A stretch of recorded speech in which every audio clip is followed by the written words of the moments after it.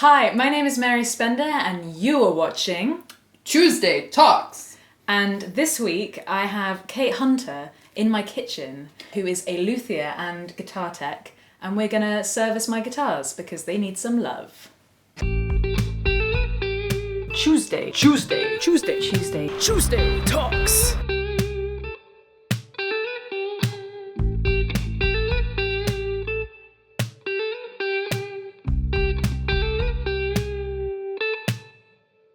This is my GV Rock by Vigier, and this one needs a bit of a clean and a restring. So what's the first thing we do? Well, Take off the strings? yeah. Well, Mary, first thing we're gonna do. We're gonna take the strings off. We're just gonna do like a really basic thing you can do at home, which is to oil the fretboard, make sure there's no gunk on it, and do a restring. You don't ever want to like cut the strings while they're taut because then you'll lose an eye possibly. So you can loosen them a little bit and then cut them off with... Well, these are lock-in tuners as well. So that's fine. You can just remove them that way. I've made every mistake. All of us have. Anybody that does this I know, for a living. Everyone has like almost poked their eye out. And everyone pretends like they haven't. Yeah. So I didn't get the stuff for free. I've just been recommended it. So I bought some Music Nomad equipment care, and this is F1 oil for the fretboard. And this actually cleans it too, which is great. It's 100% natural oils. You don't want anything with petroleum. No petroleum. Or wax. You know that some skincare stuff has petroleum stuff in it? Yeah.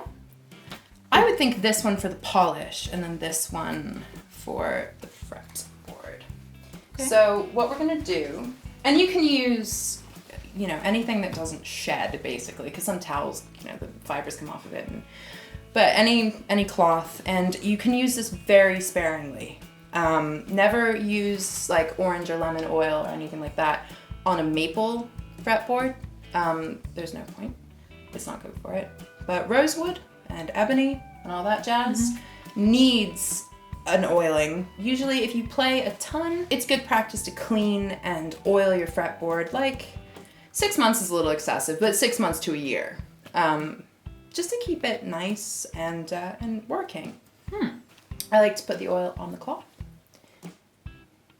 I like it. And you really don't need very much. I would prefer you to use too little and then just build it up instead of it's just a whole mess. So then you just polish the fretboard. Expect a time lapse now. You do enough coats that you can really see it soak in and the wood will get darker, but I wait like 3 or 4 minutes. It is like a baking show, and now we're gonna put it in the oven at 360. Is this one your favorite guitar? Yeah. Yeah, it is an amazing guitar.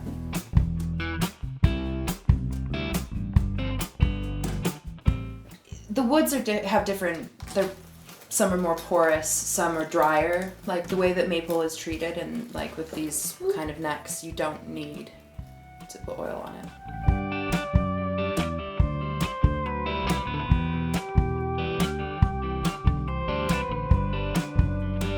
And you can see it's darkened the wood, and you can tell when wood's thirsty.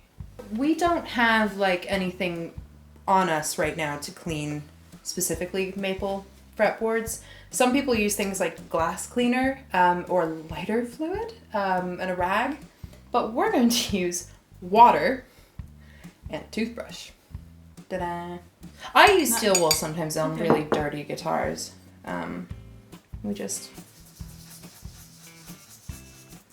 This is the boring bit. This is usually when I'm listening to some like unsolved murder podcast. Kate's based in LA. It's pretty cool. You will have actually seen her in some of my Nan videos. Yeah, I'm the creeper in the back of a lot of those. We met at St. Vincent together and... Yeah, we did. And just sobbed for an hour.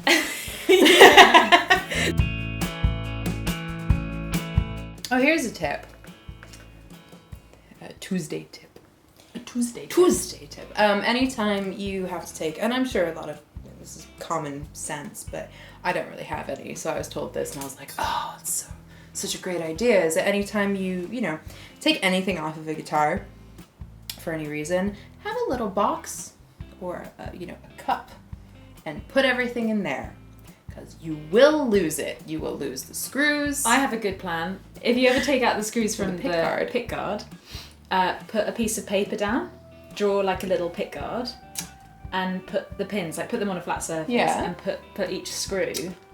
Because sometimes, like, even if they're all the same screw, they might have like a little different sized hole sometimes. Yeah. So every time I've taken this off, which I have done too many times when I was experimenting, and As you do. so you just remember exactly where you... Tuesday Have you ever tips done that? from Have you ever Mary used that? Spender.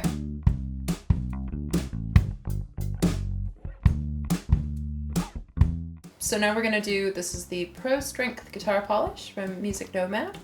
So you just put a little bit and then you buff it out. And this is just one of the coolest things you can do, basically, to keep your guitar looking great. Oh, it smells so good. It smells like bubble gum. It does. Let's just huff this real quick. Oh. It's natural.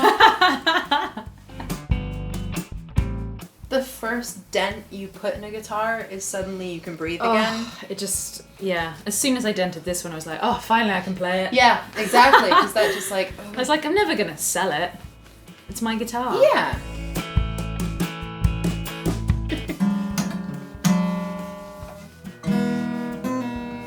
What tuning is this in? I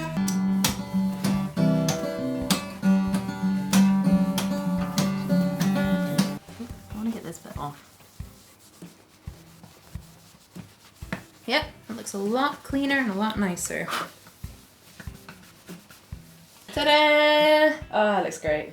And now we're gonna put strings on it, because the strings are the most important part of a guitar. I've got two different types of strings here from my electrics, and I'm going to use Ernie Ball Paradigm 11 to 48 on my GB Rock, because I'm excited about playing those. Lots of good feedback about them. And There's then a lot of excitement about them. NYXL Daddario strings. Daddario. Okay. Which are 11 to 56s, and they're going to go on my Indus, which has the little thunder pickup, and I think it might just give the bottom end a bit of a little boost. Yeah, and also I could detune it if I needed to, but down to detuning. Okay, so this is the Bill Baker Z-bend method, and what you do is you want to get about 3 fingers worth out, and you're going to take your thumb and you're going to bend the string like this into a sharp V, like that. Okay. And then you're going to have this at a little bit of an angle, and you're going to feed the string into it and pull it tight like that so that it hitches like that. Mm-hmm. And then you're going to take the other end, pull it around like this so it looks like a Z or a Z. And like the way that he shows it, you can almost pick the guitar up at this point with just that. And then you're just going to wind it. And put the tension down. You're going to be winding down the string down like this.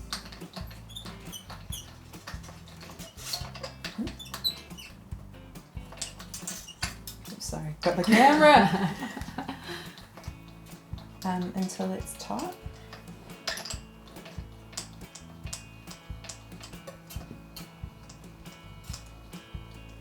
Like that.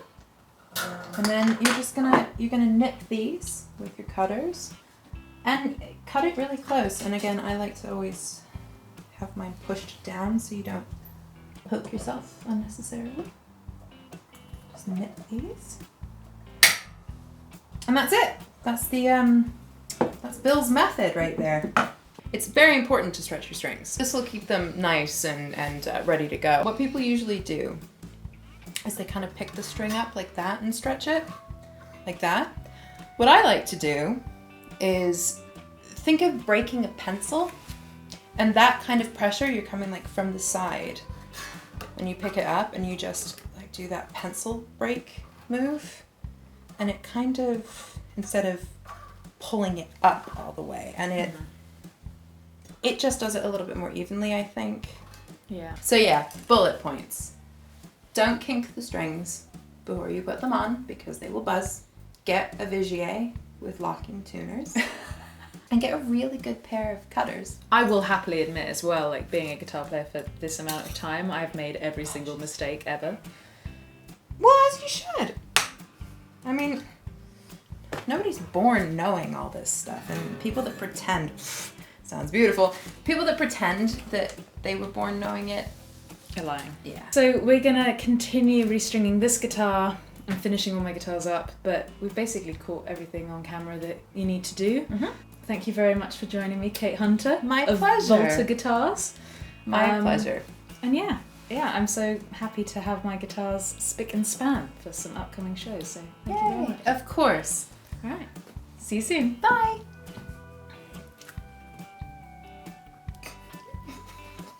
One, two, three. Yes! Such a coincidence we showed up in these shirts.